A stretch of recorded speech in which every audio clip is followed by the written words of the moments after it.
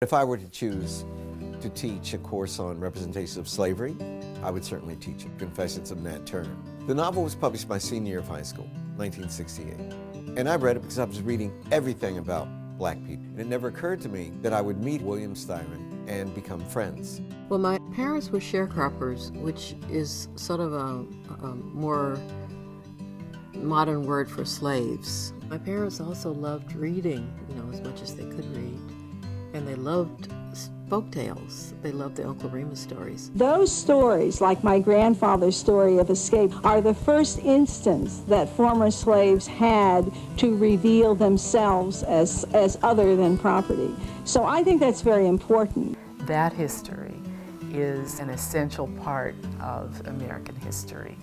And not only does it need to be portrayed in the history books, but the fiction allows people to live through it in a very different kind of way. I loved being told stories. My sister, Mamie, had already left home, but she would always come back and she would bring, the bigger world.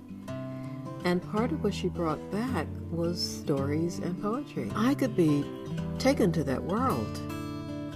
And that is still magic. That is absolutely magical.